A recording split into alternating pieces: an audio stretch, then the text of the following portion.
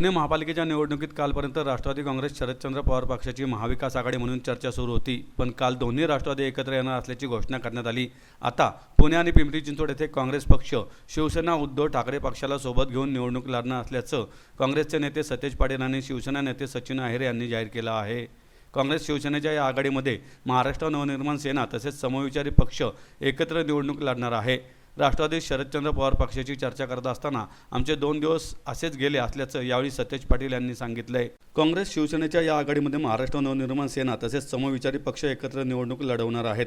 राष्ट्रवादी काँग्रेस शरदचंद्र पवार पक्षाची चर्चा करत असताना आमचे 2 दिवस असेच गेले असल्याचं यावेळी सतेज पाटील यांनी सांगितलं। पुण्यात आज शिवसेना पक्षाचे नेते सचिन अहिर तसेच काँग्रेसचे प्रभारी सतेज पाटील यांची एकत्रित पत्रकार परिषद आयोजित करण्यात आली होती। यावेळी त्यांनी याबाबत माहिती दिली।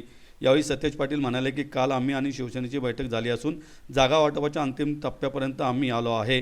शिवसेना आणि काँग्रेस पक्षात आघाडी झाली असून ज्या जागा एकमताने मंजूर झाल्या आहेत त्या जागांवर आज पक्षाकडून उमेदवारांना AB फॉर्म देण्यात येणार आहेत। गेल्या 7 वर्षात महायुतीने पुण्याचं वाटोळं केलं आहे। पुण्याची जी ओळख होती ती बदलून पुण्याबद्दल निगेटिव्हिटी तयार केली आहे।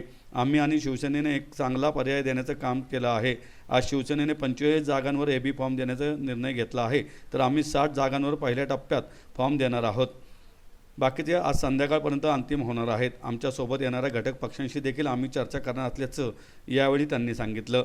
राष्ट्रवादी काँग्रेस शरदचंद्र पवार पक्षासोबत सुरू असलेल्या चर्चेबाबत सतेज पाटील म्हणाले की आमची त्यांच्यासोबत चर्चा सुरू होती, मी देखील त्यांच्याशी बोलत होतो, पण 2 दिवस त्यांच्याशी चर्चेमध्ये आमचे गेले असून आता ते का आमच्यासोबत आले नाहीत याबाबत त्यांच्याशी बोललं पाहिजेत, असं यावेळी सतेज पाटील म्हणाले।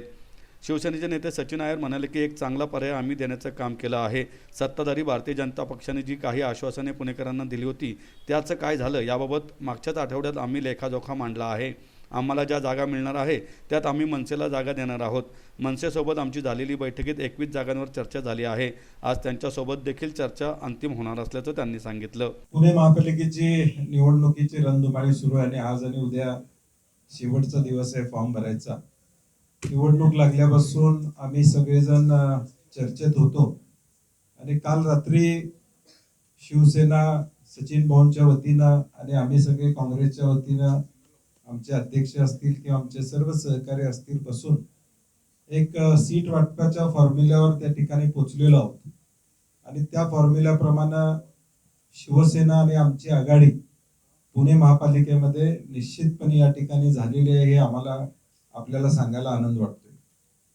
काही ज्या काल सीट वाटपामध्ये काँग्रेसच्या काही सीटा शिवसेनेच्या काही सीटा ज्या एकमतानं फायनल झाल्या त्यांना आज AB फॉर्म देऊन आज फॉर्म भरण्याच्या सूचना दिलेल्या आहेत। त्यामुळे आमची मंडळी यांची प्रमुख मंडळी सगळे फॉर्म भरायला आहेत, कारण की 3 वाजेपर्यंत फॉर्म भरायचा शेवटचा वेळ आहे। आजच्या प्रेसचा उद्देशच एवढा आहे की या पुणे महापालिकेमध्ये काँग्रेस आणि शिवसेनेच्या माध्यमातून एक चांगला पर्याय उभं करणं।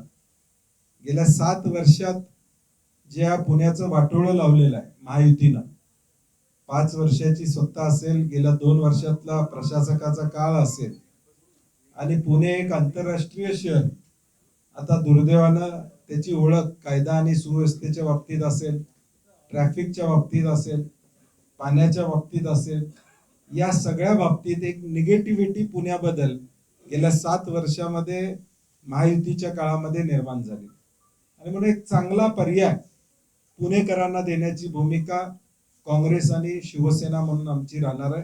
परंतु गेल्या 2 दिवसाच्या दीर्घकाळच्या चर्चेनंतर काल अंतिम स्वरूप याला देण्याचं काम आम्ही या निमित्ताने केलेलं आहे आणि आजपासून AB फॉर्मचं वाटप देखील करण्याची भूमिका आम्ही घेतली। जसं पंडितजींनी सांगितल्याप्रमाणे एक पर्याय या पुणेकरांना आम्ही देण्याचं काम केलं आणि आपल्याला आठवत असेल की गेल्या आठवड्यामध्येच आमचे पक्षाचे प्रमुख आदरणीय आदित्य ठाकरे साहेबांनी पण येऊन एक प्रेझेंटेशन देण्याचं काम केलं की या 5-7 वर्षामध्ये सत्ताधाऱ्यांनी पुणे महानगरपालिकेची काय अत्यावस्था केलेली आहे आणि ते त्यांनी दिलेल्या वचननाम्याच्या माध्यमातून ते आता कुठपर्यंत पोहोचू शकलेत किंवा ते किती पूर्ण करू शकले याचा एका प्रकारे लेखाजोखा आम्ही त्या प्रेझेंटेशनच्या माध्यमातून सादरीकरणाच्या माध्यमातून आपल्यासमोर ठेवलं होतं आणि त्याच तुलनेतून मुंबई शहरामध्ये आम्ही काय करून दाखवलेलं आहे हे मांडण्याचं काम केलं आहे। म्हणून मला असं वाटते की की पक्षप्रमुख आदरणीय उद्धवजींच्या नेतृत्वाखाली आणि विशेषतः आदित्यजींच्या पुढाकाराने आगामी काळामध्ये आम्ही सत्तेवरती काँग्रेस पक्षाचे सहकार्याने आल्यानंतर या पुणे शहरासाठी आम्ही काय कायापालट करू शकतो हे दाखवण्याचा प्रयत्न आमचा या पुढच्या काळामध्ये राहणार आहे.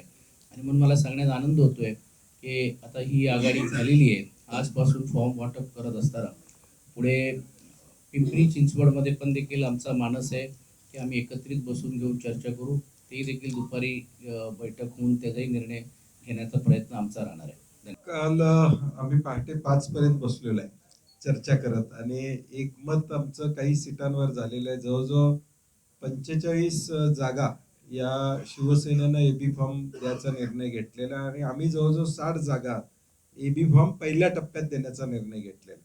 आता आज आमचे फॉर्म भरून झाल्यानंतर राहिलेली चर्चा देखील बाकीचं पण एकमत झालेलं आहे आमचं.